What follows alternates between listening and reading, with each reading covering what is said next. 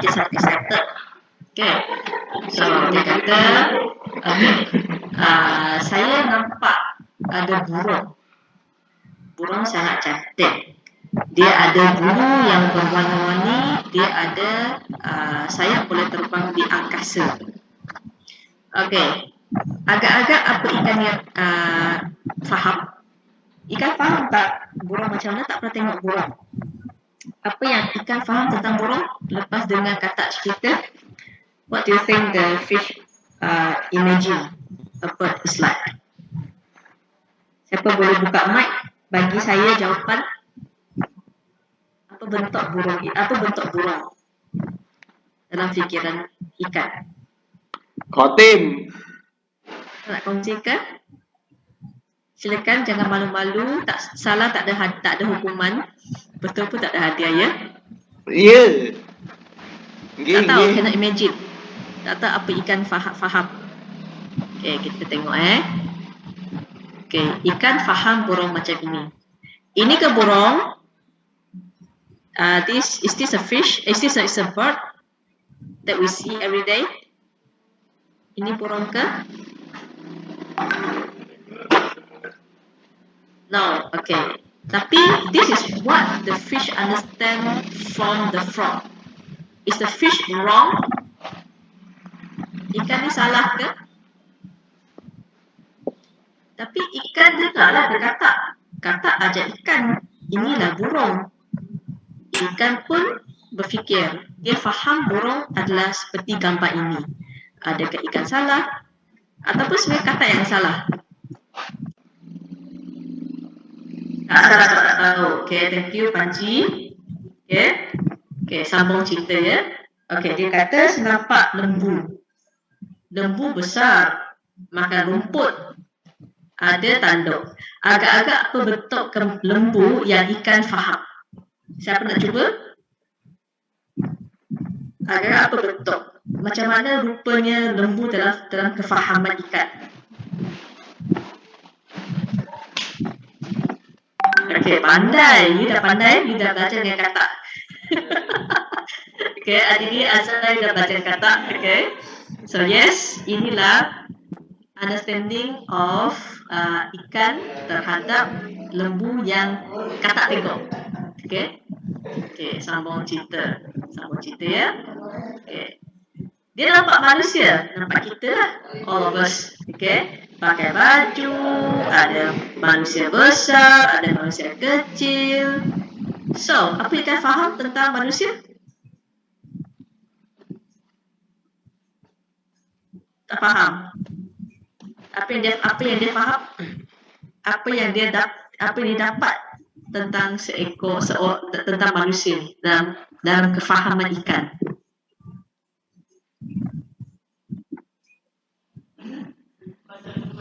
Pandai. Okay. Sudah pandai daripada ikan. Sekarang this is kefahaman ikan. Okay. Now, I need you to do something for me.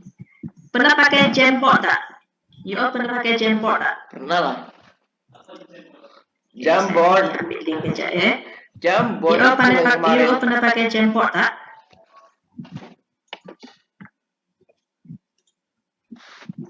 Tak pernah?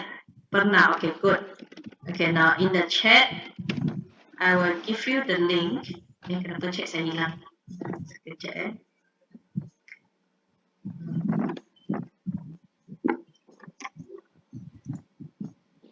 saya punya chat hilang.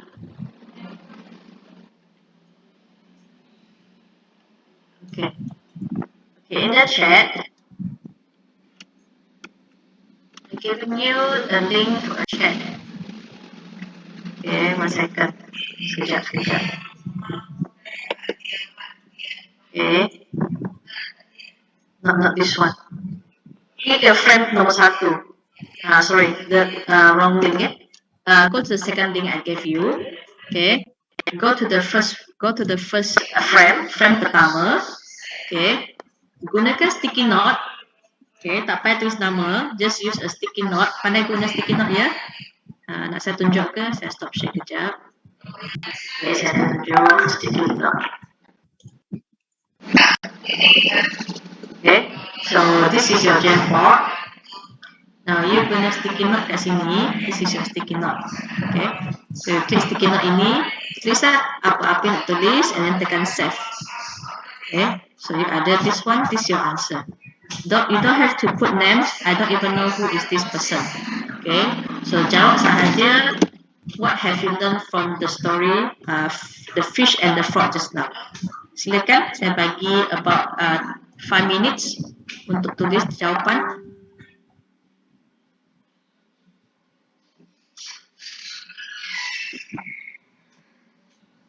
Tapi saya boleh pakai sticky note. Okay, jangan kacau saya punya soalan. Pakai sticky note kat sini. Okay, go to the sticky note and add your understanding or whatever comments you want to write. Silakan.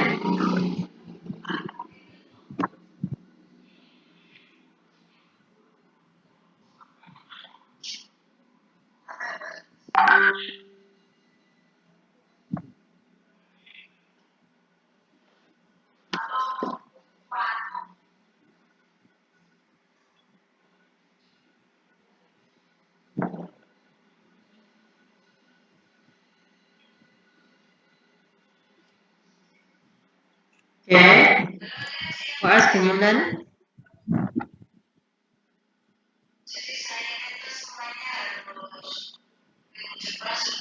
Thank you. Ada yang jawapan?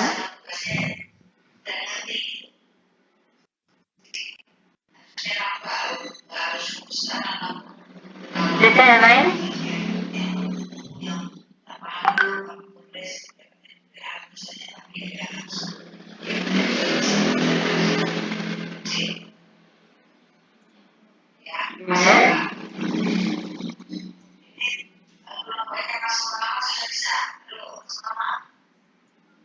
Okay, thank you. Thank you for those who have contributed your answer.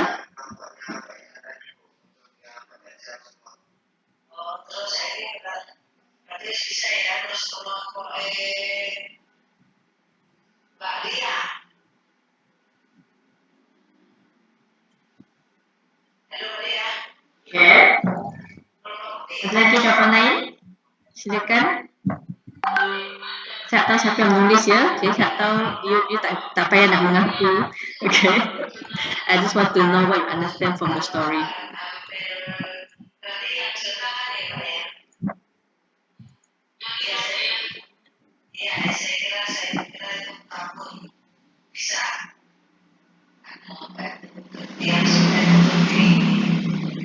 Yes.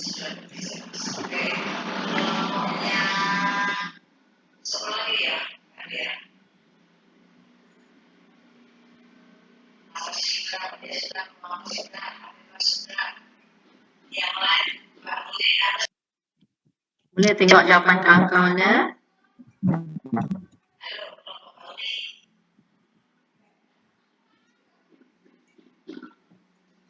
Okay, I think that's enough. Thank you. Boleh terus tulis, tak apa, teruskan tulis. Even though I'm not showing the Jamboard, boleh teruskan sahaja menulis, no problem. Okay, saya sambung Okay, thank you for sharing your answer. Now, sekarang ni, tengok gambar ini. Agak-agak siapa cikgu, siapa murid, siapa cikgu, siapa pelajar.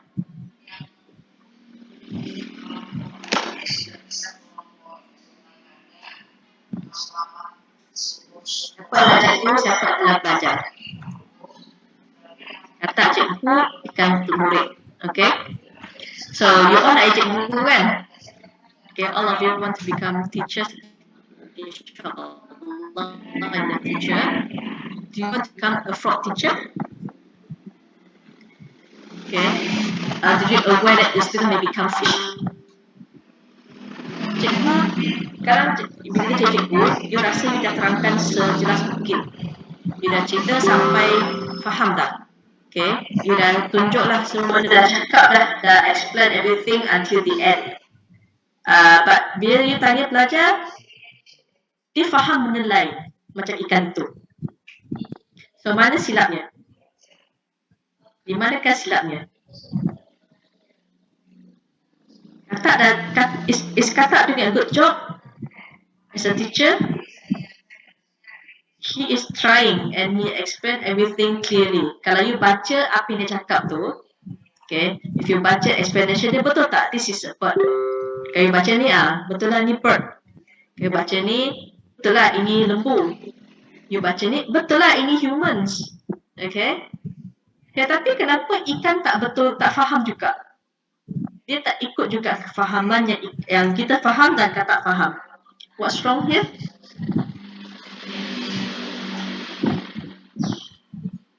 Nanti nak ajar fizikan. Okay, you nak ajar something really abstract yang pelajar tak pernah tengok.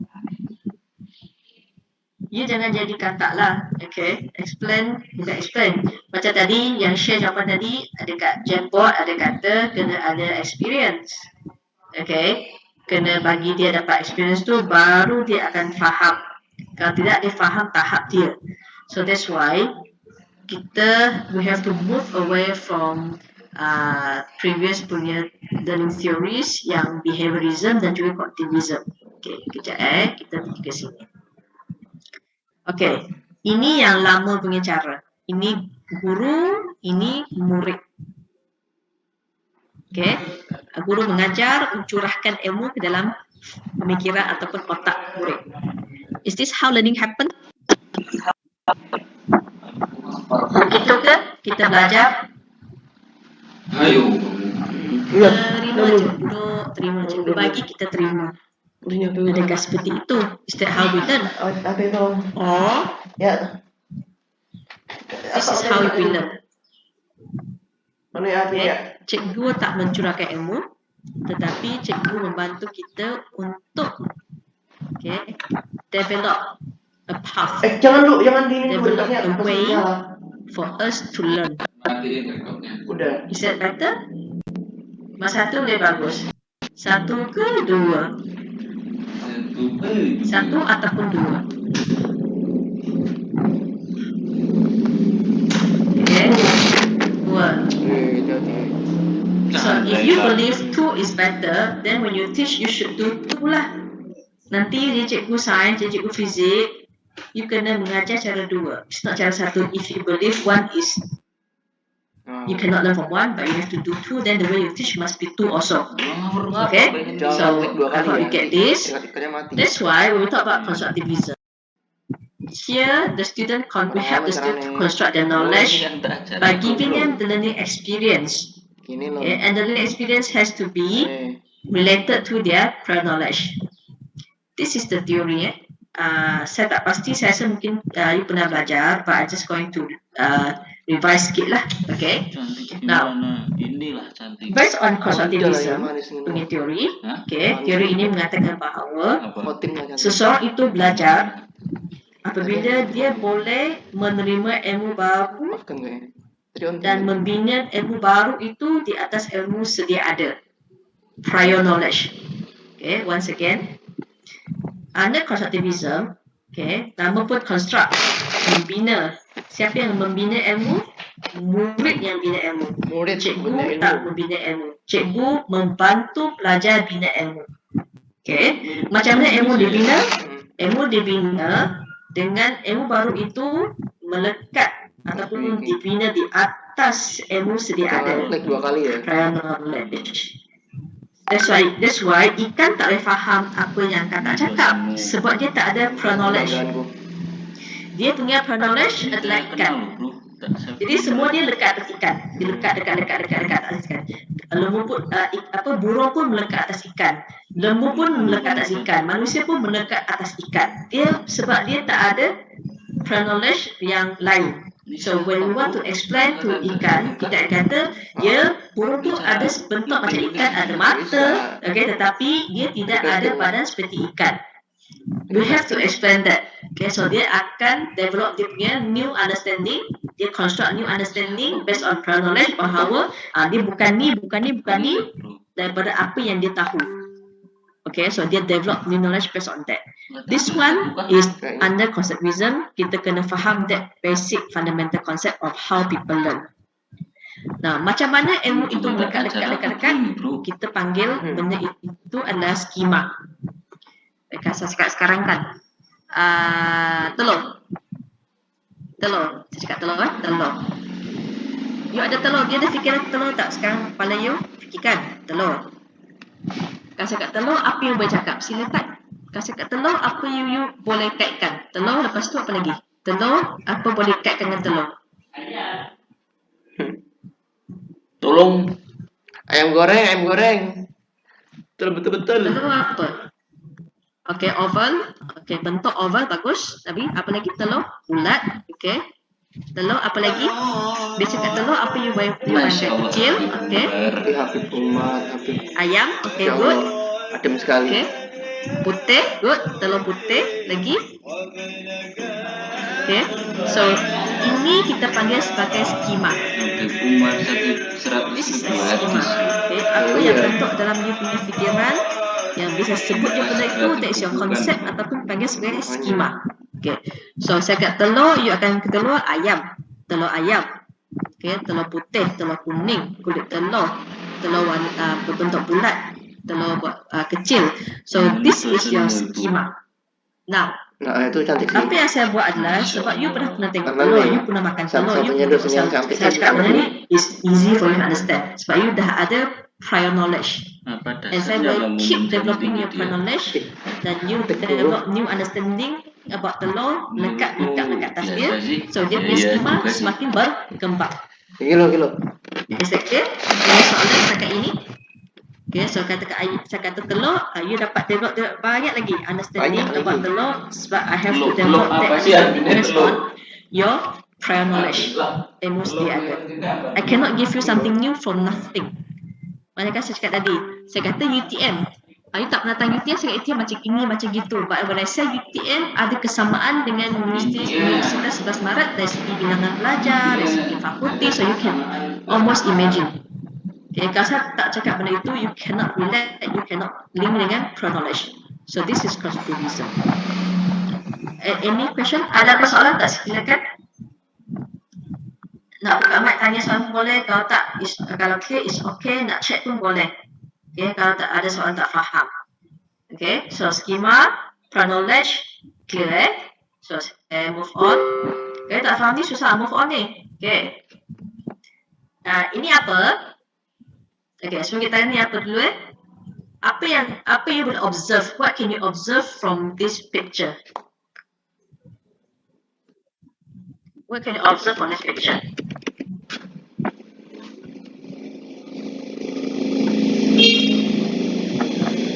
Okay, you kata burung. Okay, what can you observe from this? Okay, terbang. Okay, terbang, flying. Okay, what else can you observe? Anggaplah dia tak tahu burung. Okay, you nampak benda ini, dia tengok dia terbang. Nampak dia warna biru. Nampak apa lagi? Ada sayap. Okay. Okay. So, you tanya mak ni apa? Okay. Mak kata ini adalah burung. Oh, burung ada sayap. Okay. Burung boleh terbang. Okay. Burung ada paruh. Okay. Burung terbang di langit. Burung adalah hidupan. Okay. Burung ada mata. Burung ada kaki. Burung ada ekor. So this is how you nampak you develop your punya skema. Okay. Burung. Okay. Sekarang ni saya pergi ke benda lain. Now this is your burung. Okay. This is your schema tentang burung. Burung ada sayap, warna biru, boleh terbang, ada paruh, ada kaki, ada ekor, bla bla bla. So this is your schema about burung. Okay, sekarang ni jangan nampak something else. Nampak ini. Ini apa? Burung. This one gambar yang kedua ni gambar apa? Burung. Burung pipit. Okay. Tak sama pun dengan tadi, tak warna biru pun. Kenapa you kata dia burung? Tadi you faham burung itu warna biru. Sekarang ni saya tunjuk something else. Tapi kata inilah burung.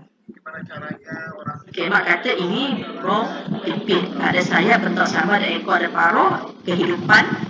Okay, cuma warna lain, spesies lain. So, dia belajar something new. Dia spesies lain. Burung boleh terbang, ada sayap, ada paruh, tapi dia spesies lain.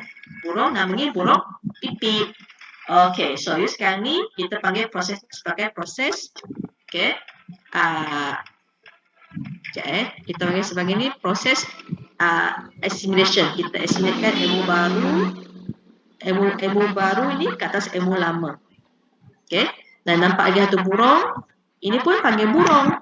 Burung Ini burung dara. apa? Burung dara. This one gambar ni burung apa? Burung dara. Burung dara, burung dara. Okay, burung merpati.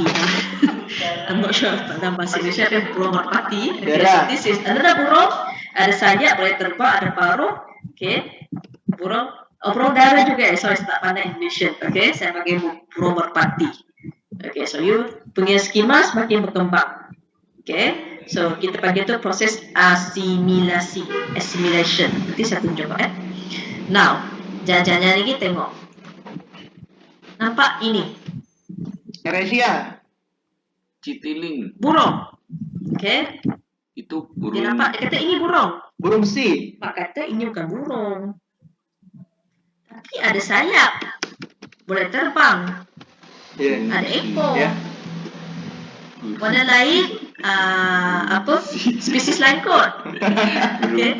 Okay, mak kata ini terbang betul, tapi dia tidak ada, Tak ada bulu. dia bukanlah benda hidup. Seronok. Okay, tak ada nafas, tak ada bulu, bukannya boleh hidup. Okay, nama ini adalah kapal terbang. So, kita ni macam rasa kapal terbang tak pernah belajar. Apa terbang lagi? Okay, jadi kami bukan semua benda terbang adalah burung. Tak ada Okay, bulu. so you kena accommodate ilmu lama itu, adjust sikit ilmu lama itu untuk terima ilmu baru di mana semua benda yang terbang kalau hidup adalah burung. Kalau tak hidup, benda tak hidup dia adalah kapal terbang, pesawat. Okay, so this is kenapa tak jadi saya punya ni, sekejap. Saya punya slide hilang.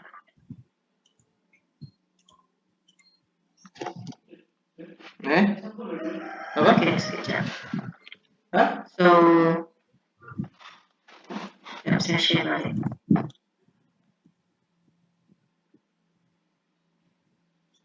Okay, so ini adalah proses asimilasi dan akomodasi. Assimilation and accommodation. So, semasa dia belajar burung pipit, burung merpati, dia assimilate. Okay, ini ilmu asal tentang burung. Lepas dia nampak burung pipit, dia assimilate. Okay, jadi warna lain boleh burung. Okay, spesies lain adalah burung. So, you develop new knowledge upon previous knowledge. Okay, ambil ilmu baru, assimilate masuk ke dalam ilmu sedia ada. Untuk kapal terbang, okay, you dah ada ilmu lama, iaitu yang terbang itu adalah burung. Bila nampak kapal terbang pun boleh terbang, tapi bukan burung, you kena challenge. Okay, bukan burung. So, you kena faham, belajar, and then you accommodate. Ilmu lama ini, you adjust sedikit ilmu lama, okay, supaya dia boleh terima bahawa bukan semua benda yang terbang adalah burung. Yang terbang dan hidup adalah burung, yang terbang tak hidup adalah kapal terbang ataupun pesawat. So, there is accommodation for you to terima ilmu baru. So far, any question? No. Ada soalan tak setakat ini? No. Okay, saya tengok chat macam tak ada. Okay, Tak ada. kalau tak ada, kita move on. So, yang tadi, okay, bila kita puas hati, happy, okay, kita panggil itu sebagai cognitive equilibrium. Keseimbangan kognitif. You seimbang. Tak ada benda konflik, tak ada benda confuse. Okay. You happy lah, burung, terbang is burung. Okay.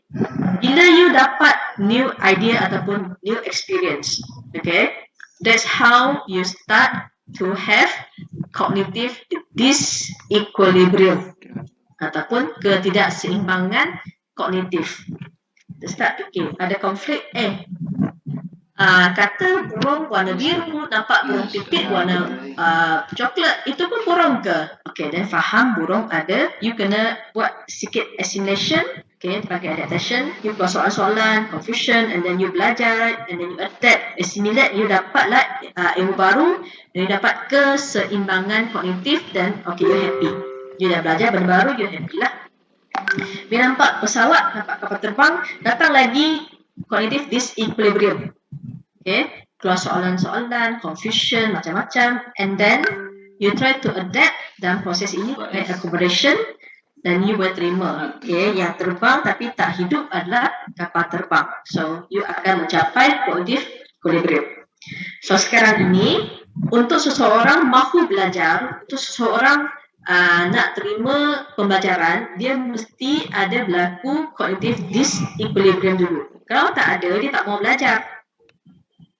Kalau you tak ada apa-apa soalan, you tak mau belajar. You tak ada apa-apa masalah, you tak mau belajar. You tak ada apa-apa konflik tentang kefahaman, you tak mau belajar. Okay, so that is kenapa kita kena create cognitive disequilibrium sekiranya pelajar tak mau belajar. Dan bila dia dah buat assimilation dan accommodation, dia akan belajar and then dia develop understanding. That's how dia mencapai cognitive equilibrium, keseimbangan kognitif. Okay. Kakak ni ada soalan? Tak ada? Okay. Betul tak ada soalan? Okay. Bila tak ada, saya tunjuk satu video. Okay. Tengok dulu video ini.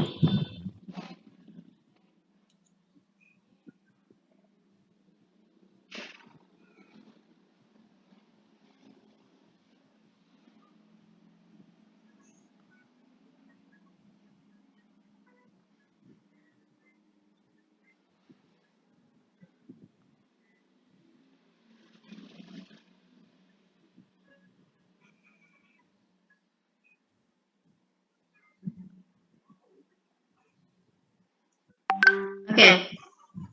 Apa yang berlaku? Dia tak ada gula. And then kenapa gula itu boleh naik ke atas? Ya. Arya.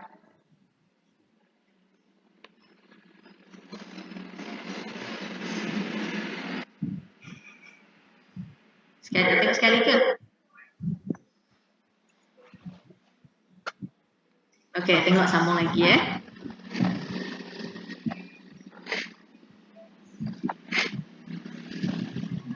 Itu air sabun. Dia tiup satu bubble. Bubble tu ikut pipe dia.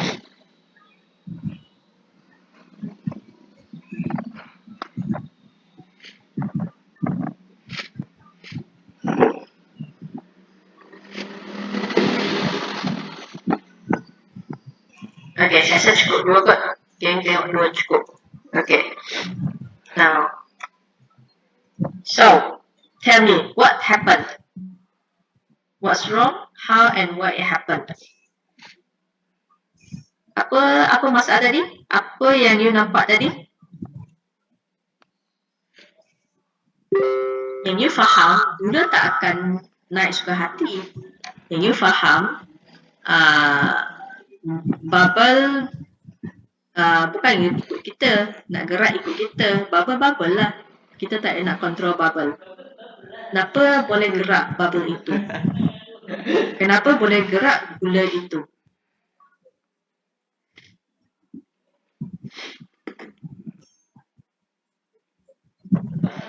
Apa masalah di sini?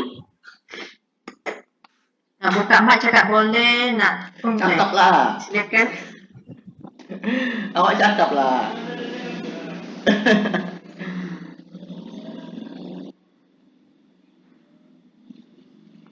Ada siapa nak cuba ke? Kayaknya tak kisah benda tu bergerak ke tak Tak bergerak. kisah. Okay. Tak magic? Ada sesuatu yang menariknya. Okay. Ada berlaku magic ke? Ada magic ke? Is that a magic?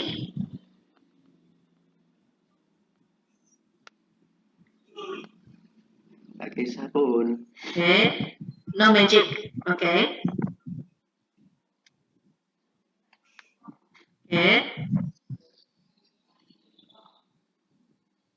Dia teka-lah ada muatan listrik. Okay, ada muatan listrik. Bukan magic. Now, benda yang kita tunjuk video tadi is to create cognitive disequilibrium.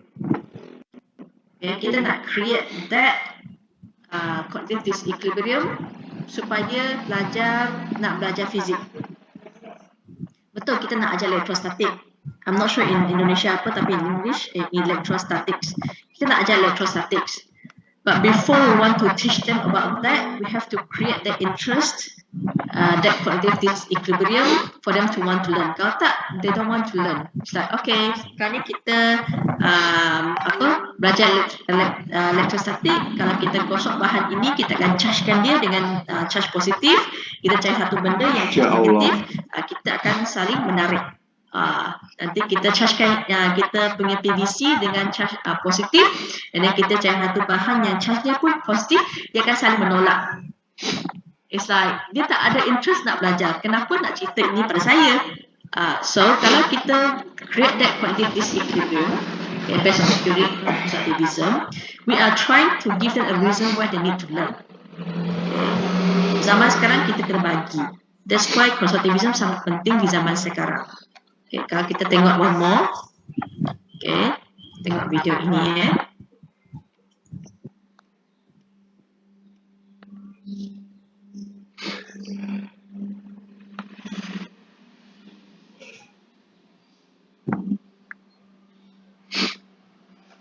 Okay, so dia panaskan stove. Dia letak air. Okay, and then dia panaskan air.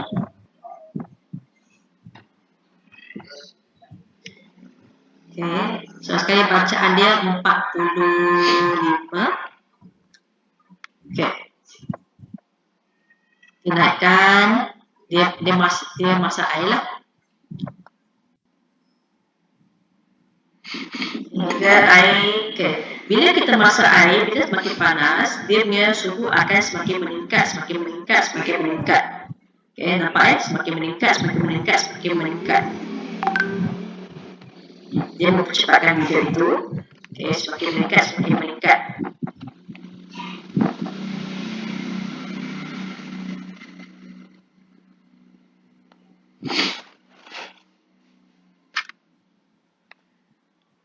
Kita akan lajukan video itu.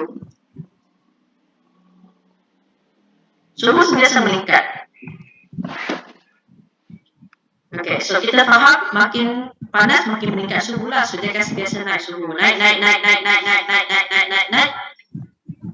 Okay. Tengok dia consistently naik. Okay. Okay, sekarang ni dia bagi dia terus panaskan air itu.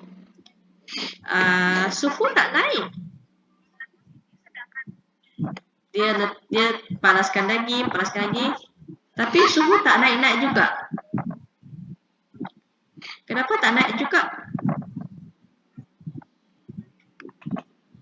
Kalau kita faham tadi, okay, semakin kita panaskan air, suhu makin naik. Sekarang dia masih panas lagi, masih merah lagi stove dia, masih panas lagi. Kenapa suhu tidak naik? Okay, so you have to bring that cognitive disequilibrium kepada pelajar.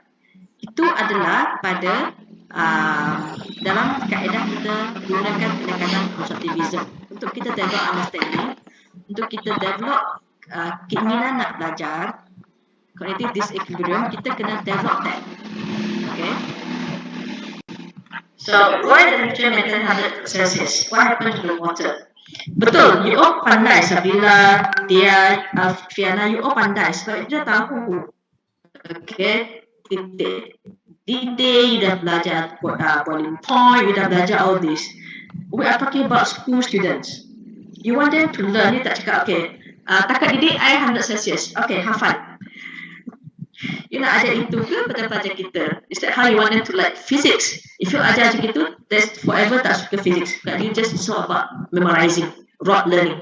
That's what we want to do. We want to bring them something they can see. Remember, tak mau jadi ikan dengan kata, They can see, they can relate. So when they learn, they develop knowledge upon pro-knowledge. So kita kena bagi dia this equilibrium untuk dia nak terima. Dia rasa ada soalan nak tanya, dia ada confusion, dia kena jawab, dia kena cari jawapan.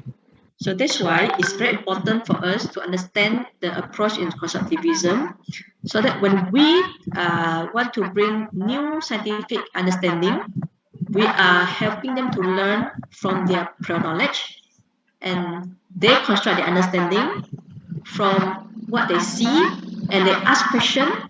They want to solve problem, they want to find the answer, they want to develop new knowledge.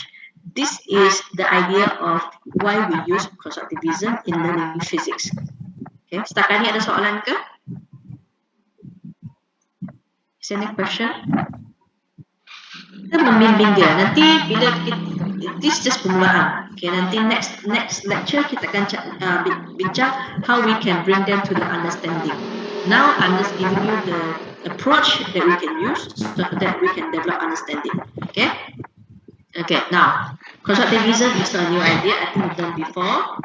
I need to go to this form. I'll give the link later on. Okay, cuba untuk tuliskan apa yang you all faham tentang this constructivism. Okay, ada kat chat, ada link di chat. Boleh tengok link di chat. Okay, tekan link di chat itu, and you can write your answer of what you understand about constructivism, how we can help students to learn. Okay, silakan. Make masa 5 minutes untuk menulis.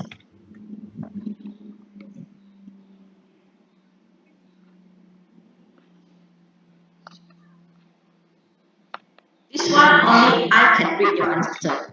Okay, I'm asking you give me your name and email so that I can know each of you. I'm not going to give you marks. Tak ada markah ya, jangan risau. Okay, saya hanya nak kenal. So boleh tak masing-masing jawab? At least saya tahu berapa ramai sudah jawab. Apa jawapannya saya tak share dengan your lecturer kot, kecuali mereka tanyalah. But I don't think I will share who are the students who answer lah.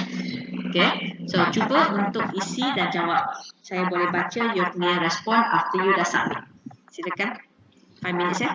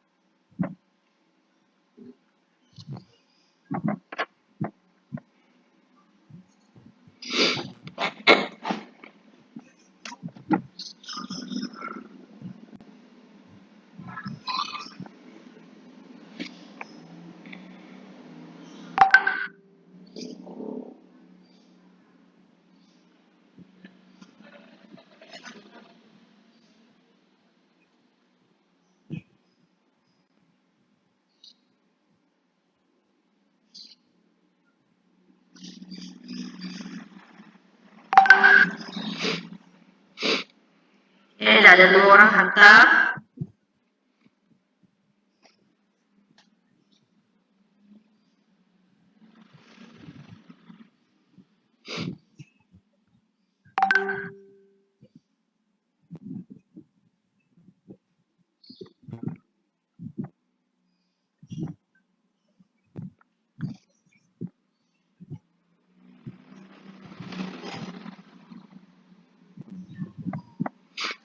Bos. Padang ya. Aduh lapar. Padang ya.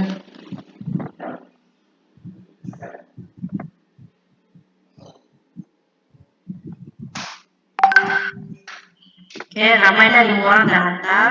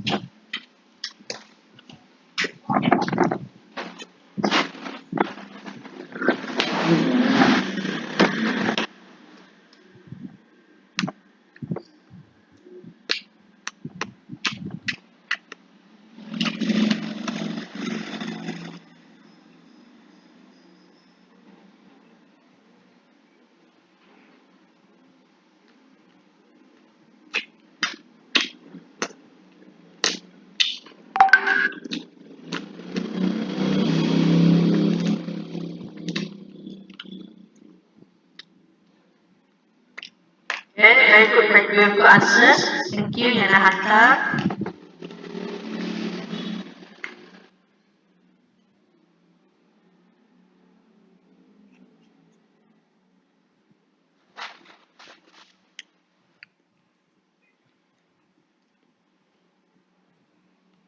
Like this answer, konstruktivisme mengatakan murid membangun pengetahuan daripada hanya secara pasif menerima informasi. Ketika orang mengalami pengalaman dan merenungkan pengalaman itu, mereka membangun representasi mereka sendiri dan masukkan informasi baru ke dalam pengetahuan ataupun skema yang sudah ada sebelumnya. Maka cikgu bisa membantu membimbing melalui prior knowledge muridnya. I think this is a very good answer. Saya share di chat. Okay. Saya tak nak sebut siapa yang share this answer, but this is a very good answer. Okay.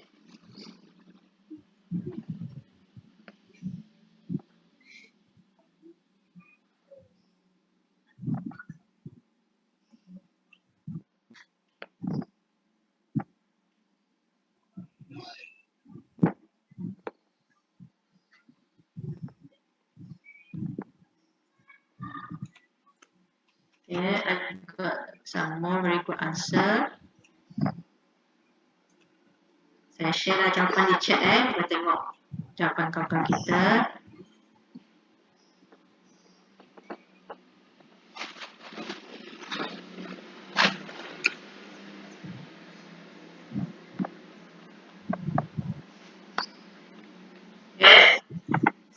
Setakat ini 25 orang sudah hantar.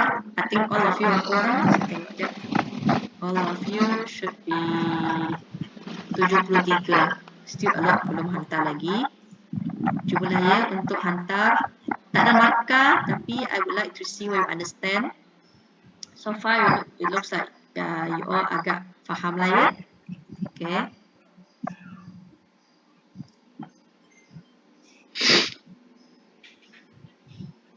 Okay. Tak apa, nak salin jawapan daripada Wikipedia ke pun boleh, tapi jangan salin Cuba buat yang sendiri.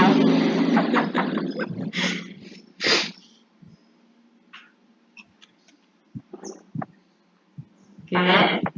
Alright. Very good answer. Thank you everyone. Okay. Saya rasa you all agak faham lah. So saya sambung sikit. Okay. Tak bagi dah, tinggal sikit.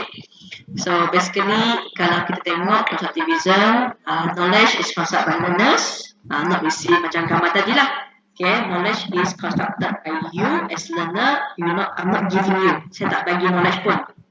Okay, but you are constructing the learning, and learners come to science learning with existing ideas. So dia ada banyak idea. Ikan tak ada pemain ikan. Okay, people come into classes with different idea. That is their knowledge. So if you don't know their prior knowledge, then it's quite difficult to teach them or to make them learn new knowledge.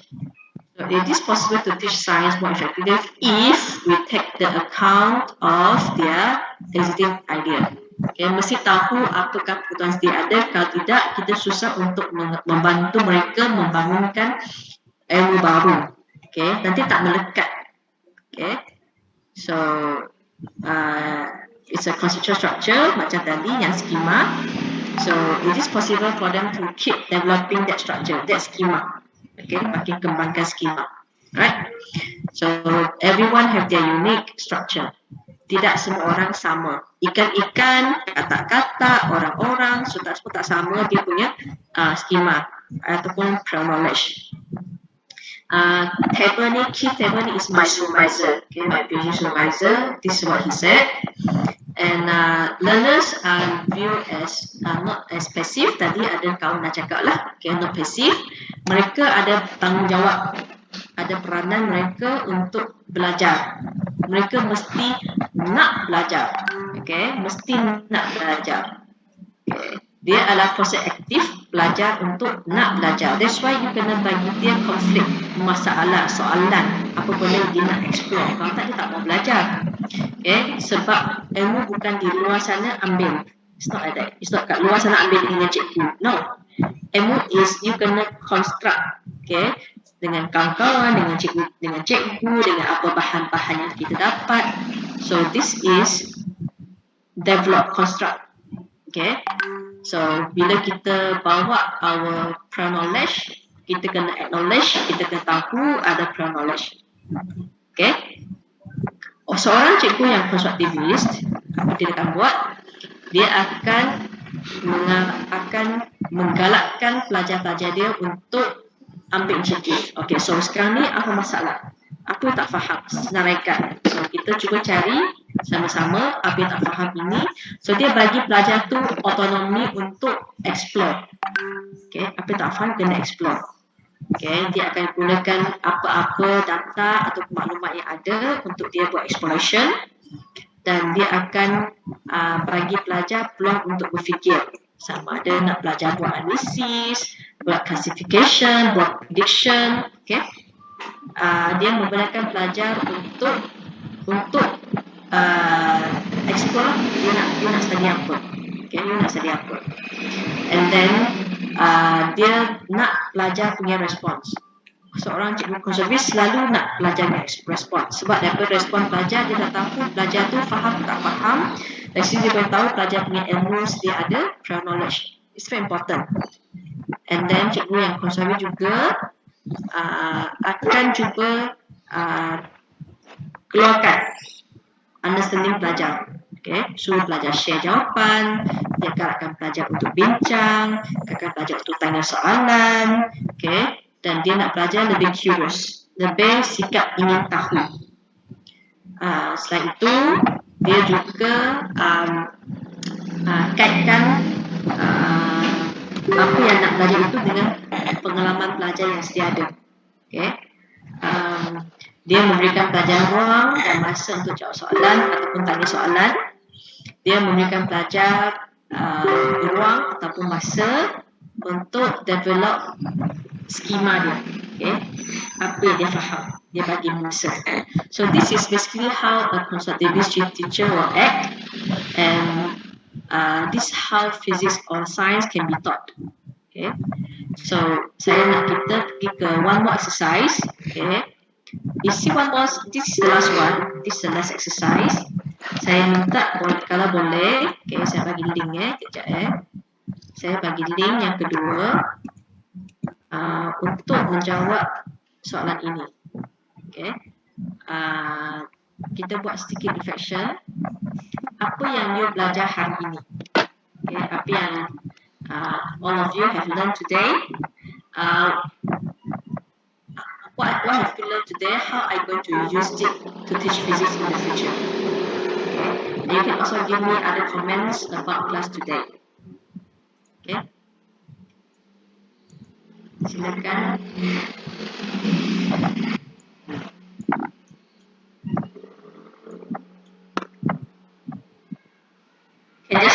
writing on your reflection, this your reflection. Semua yang you tulis itu saya akan automatic email pada you. Okay, so you akan simpan one copy.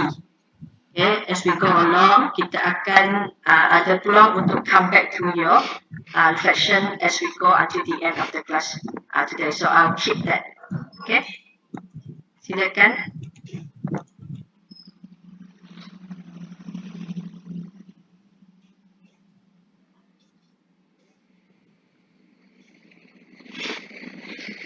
Give you 5 minutes to write your reflection. Bahasa Indonesia boleh, bahasa English boleh, bahasa Melayu pun boleh. Okay.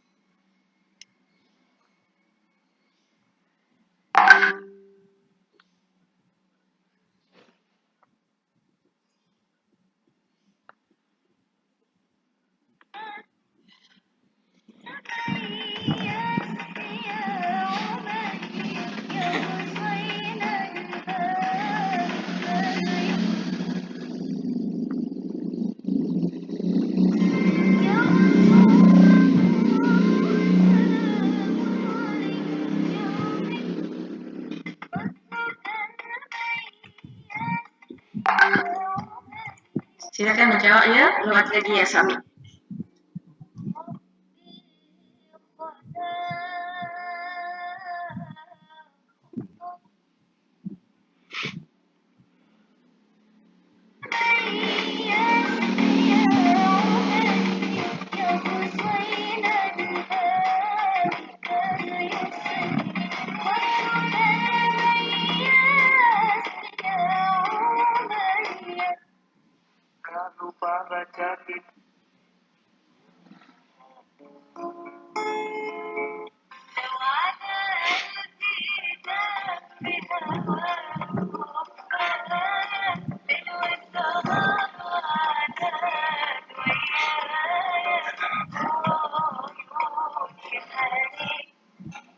Oke, ada yang ada submit.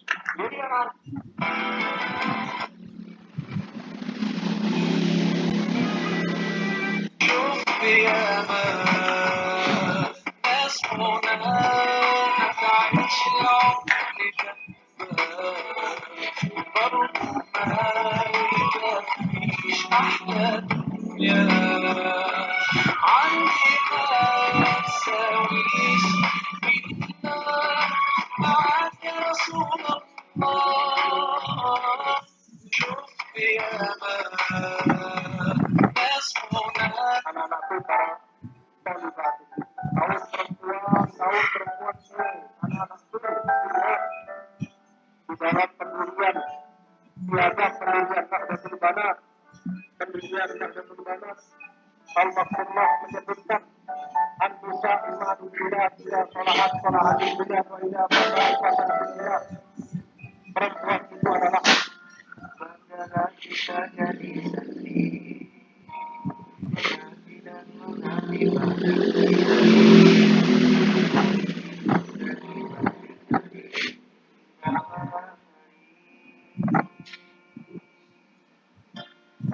jangan lupa baca kitab suci Mutola'ah itu bagaimana kita jadi sendiri mengaji dan mengaji pada dari siang hari dari pagi hari hingga malam hari.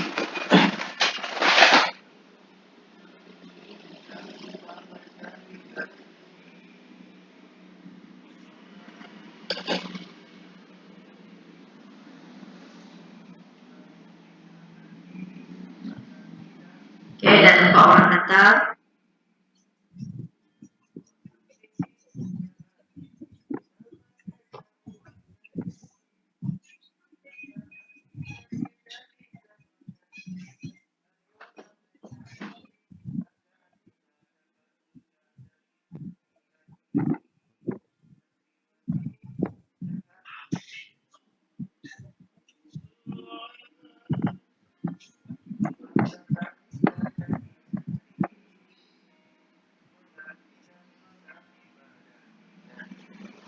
Okay, I like the reflection, okay, tapi saya tak kongsi lah kot. So saya rasa reflection is quite personal, something personal to you. I would not share, but I hope you get your own reflection. You dah dapat email lah, semua yang you hantar submit pada saya ada automatic email kembali pada you. So I hope you get this. InsyaAllah you read the response after we have finished the 4th lecture. Okay, insyaAllah. So I'll finish the lecture today. It's not a lot. This is the final one thing. So bila you faham constructivism, you faham how people learn.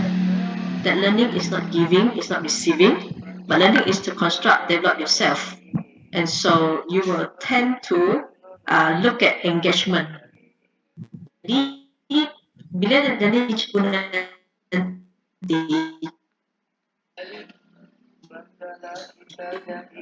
finish love you, ya saya sebab kita tak mampu nak buat engagement. Maksud engagement tu macam mana? Okay, kita tak bagi dia something, a reason why they have to learn, why they have to sit down, why they have to do the experiment, why they have to buka buku cari jawapan, why. We don't give them. That's why it's very important to have this engagement in the first place. Kita problem, situation, demonstration, motivation, stimulations. Okay, that's why contoh video tadi kita macam-macam video ada, tapi it's how you use the video to engage dengan mereka, pose them question, pose them problem, di mana mereka rasa I have a conflict now, kenapa tak jadi yang saya fikir selama ini.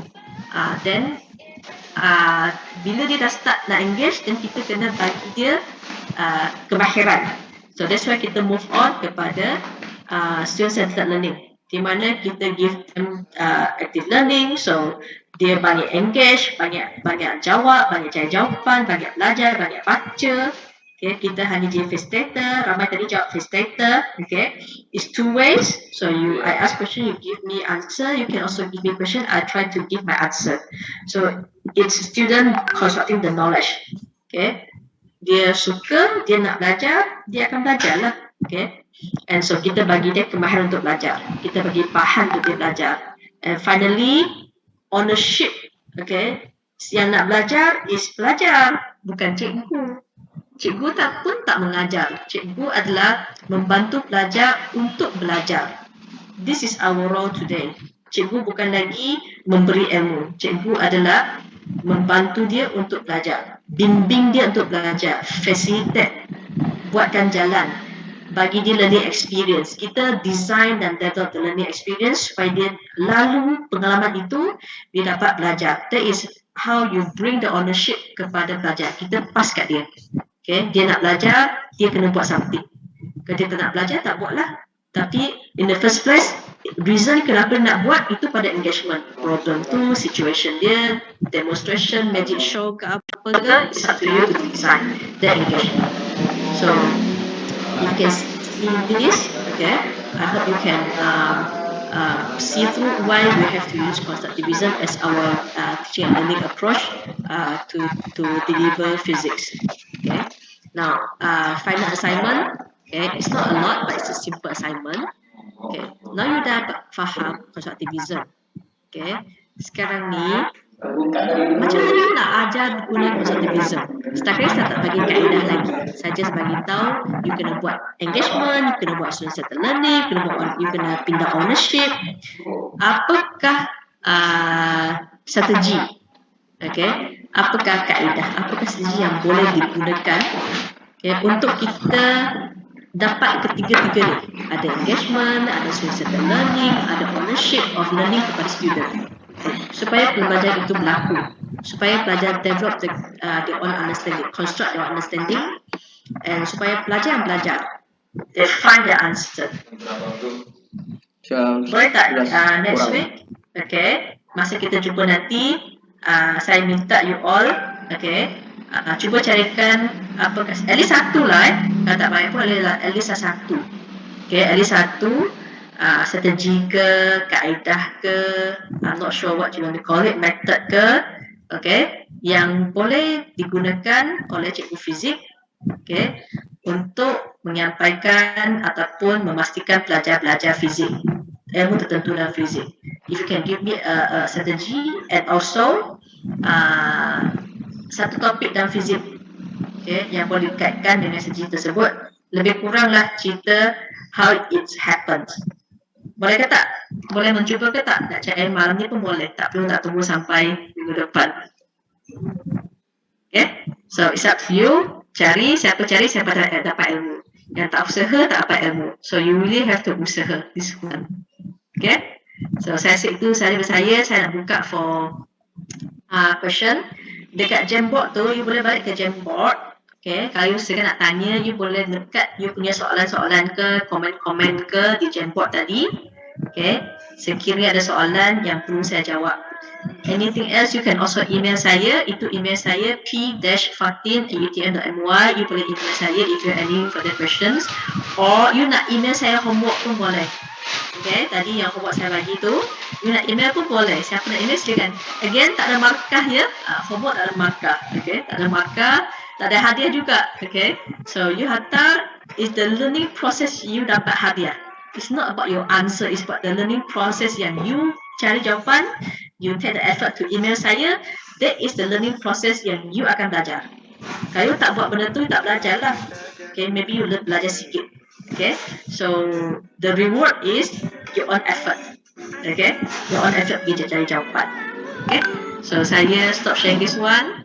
You boleh pergi ke Jamboard tadi. Okay, saya share Jamboard kejap. So we go back to Jamboard. Okay, so ini bukan soalan ya. Ini adalah tadi ini patutnya pergi ke frame 1. Okay. So bolehlah ke frame 2 ini. If you have any question, ada soalan tanya, nak buka mic boleh, nak letak soalan di Jamboard pun boleh, mana-mana. Okay, silakan kalau ada soalan, anything you don't understand, tak tanya, ambil peluangnya, you ada about 10 minutes untuk tanya soalan, silakan.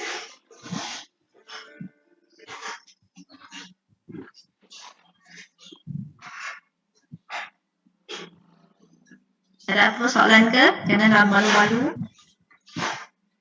Hari saya tak laju sebab saya nak cuba bagi banyak orang untuk kenalan dulu.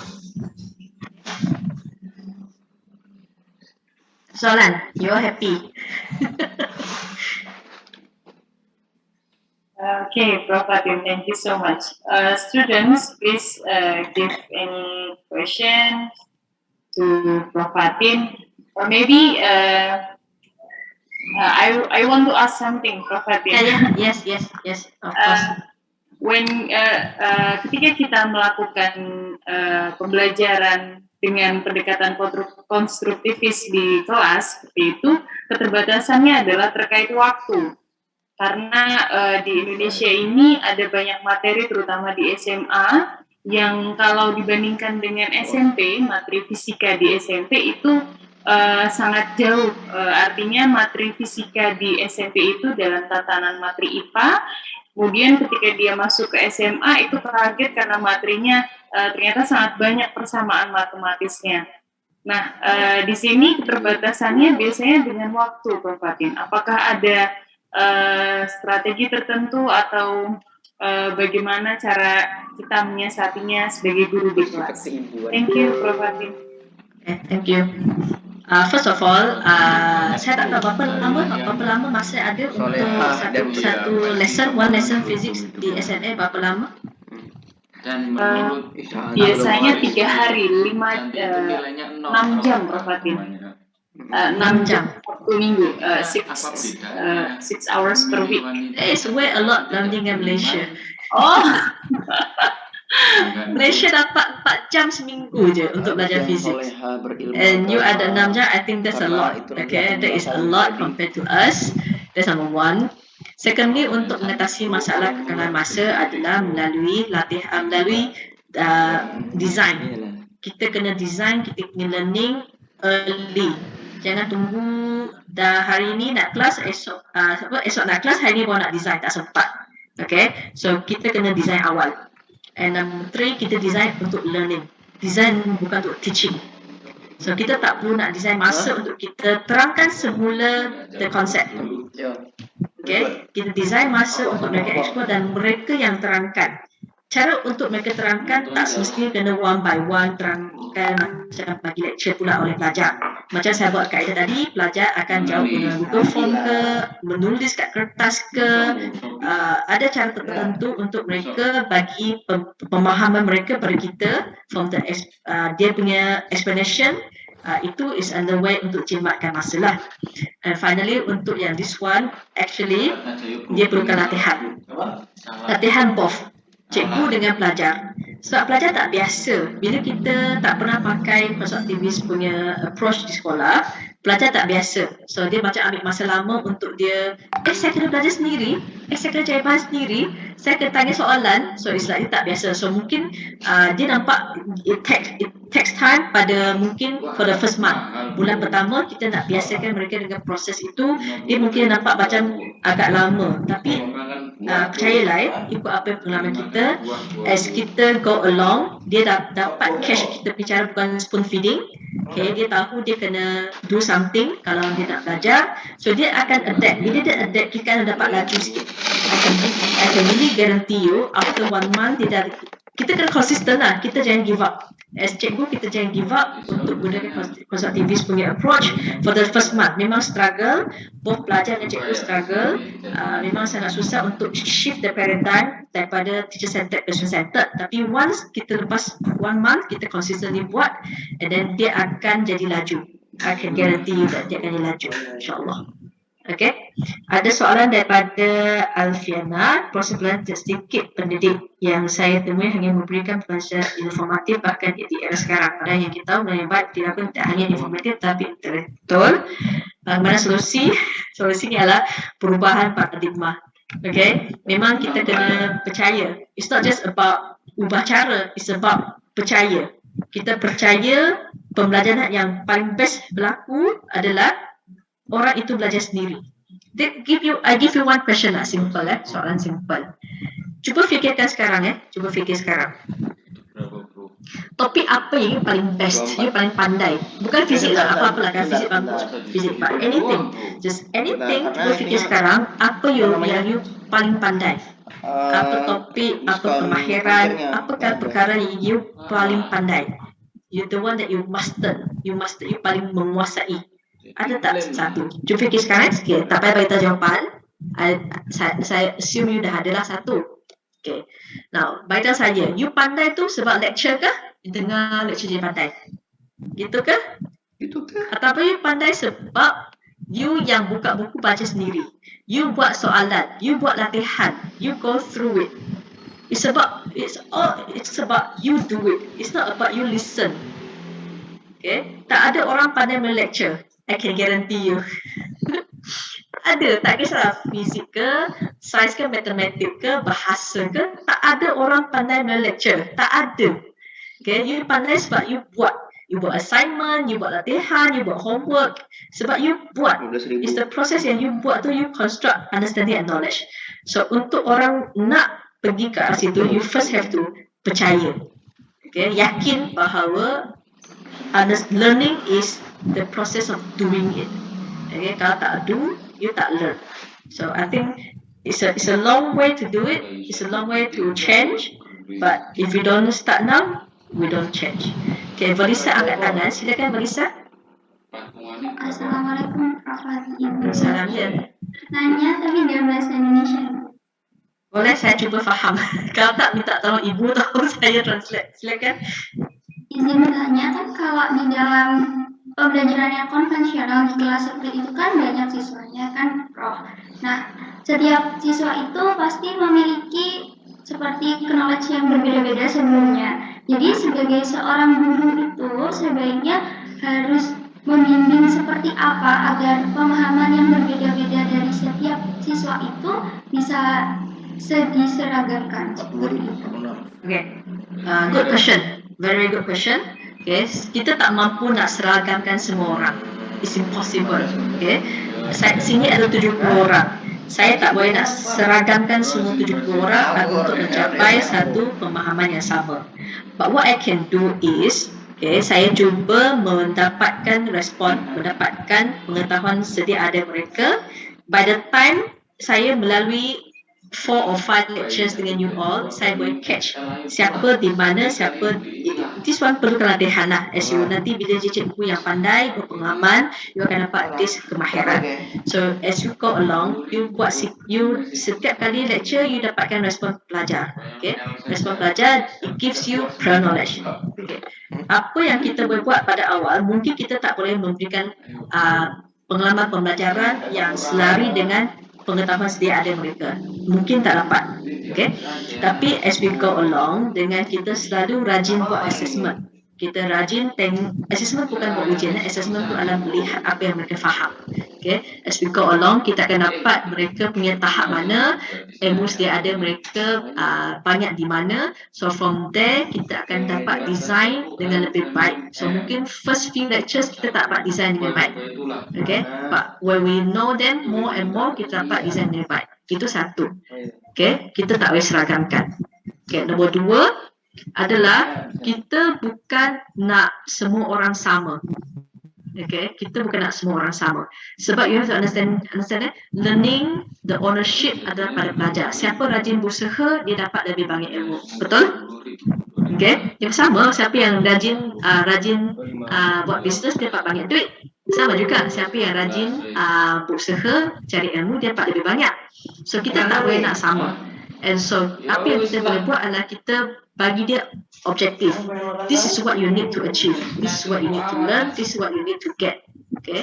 So I'm giving you this learning experience, this assignment, this homework. This is the learning experience I'm giving you. If you do it, you get that. If you don't do it, you probably get halfway. Okay. So you can convince them untuk nak ikut. Okay.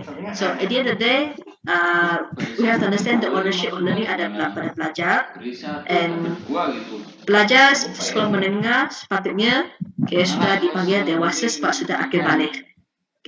Maksudnya mereka sudah boleh dipertanggungjawabkan ke atas pembelajaran mereka. Kita boleh sentiasa berikan motivasi. Dan last kali kita kena ingat, I'm sure you ada pengalaman ini. I'm sure you ada pengalaman ini. You akan belajar satu subjek itu, you akan belajar betul-betul subjek itu kalau you suka cikgu itu. Betul? You suka cikgu tu, you akan belajar sungguh-sungguh. Betul? Tak suka, memang malas nak belajar subjek itu walaupun you suka subjek itu. Contoh, you suka matematik, tapi cikgu yang mengajar tak best. So lama-lama tak suka subjek matematik. Sama. So kalau you nak belajar suka fizik, walaupun dia tak suka fizik, tapi dia suka you as cikgu fizik. Okay, so dia akan cuba untuk belajar. I can assure you that. Okay, so the last thing you have to do is develop you punya character so that pelajar suka you dan nak belajar fizik sebab you. And so you develop that learning experience. Cakap, okay, you buat ni, dapat belajar ni, buat ni, you buat pandai ini, buat ni boleh kira ini, buat ni boleh solve the problems. So dia akan cuba ikut sebab dia percaya dengan you as cikgu fizik yang mereka sayang. So that will help. That will help a lot. Okay, but we cannot seragamkan semua orang. It's impossible. Okay, saya harap saya menjawab soalan Lisa. Okay ke, Lisa? Okay, Prof. Thanks. Okay. Asal soalan dari Naila. Dan pengalaman konsultan dapat menggunakan beberapa metode. Salah satu ia diskusi kelompok. Okay. Kebanyakan dari yang saya lihat saat diskusi kelompok berapa sudah betul. Dan okay, betul. Okay. Okay. Dalam kita nak buat ini saya akan ceritakan lecture yang terakhir lah. Okay, lecture yang terakhir insyaAllah tentang pembelajaran berkumpulan. Itu memang dah ada dalam perancangan. But I can just briefly discuss here. Bila buat group work, group work, kita ada free rider lah, tak free rider yang tak contribute lah, duduk. Okay, apa yang kita boleh buat adalah kita gunakan kaedah mana sebagai cooperative learning. Okay, saya tunjukkan chat. Boleh cari sendiri, boleh cari sendiri jawapan dia. Cooperative learning. Cooperative learning tak sama dengan collaborative learning. You boleh cari what are the differences between cooperative learning and collaborative learning, tak sama. Collaborative learning, semua orang duduk buat benda yang sama, belajar benda yang sama, pikul tanggungjawab sama-sama. So that's collaborative learning. Okay, so dia pukul rata. But cooperative learning is everyone in the group has their own responsibility yang berbeza. Salah seorang tak buat, the whole group akan roboh. Okay, salah seorang tak buat dia kerja, the whole group akan tak capai. Okay.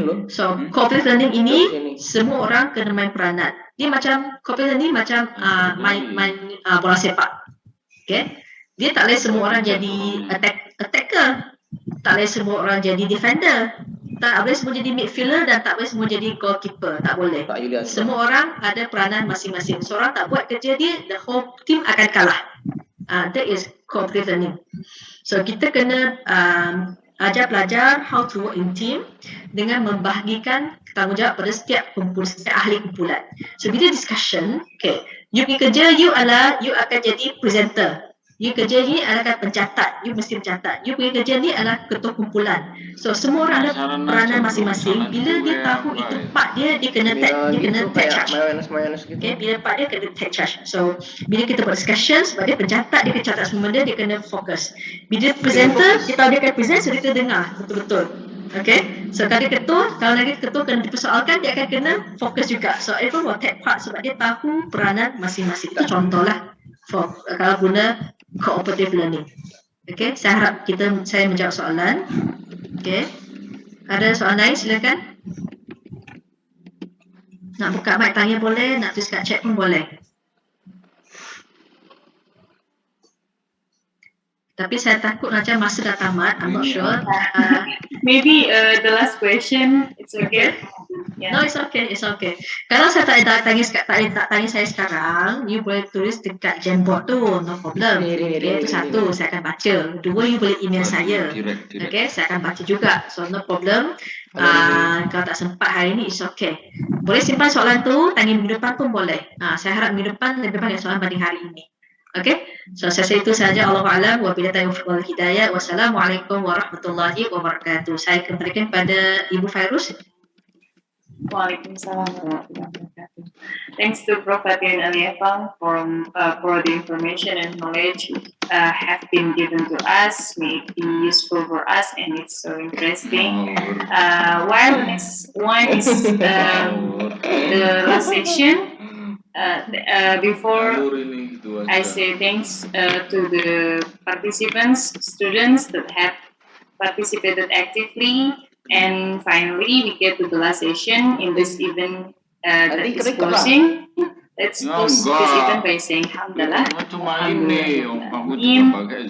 As the master of ceremony, thanks to Prof. Fatin as our speaker, Prof. Slamet Subiantoro, our Vice Dean of Academic Research and Students, Dr. Sri Budi Awanti, our General Chair of Physics Education, Mrs.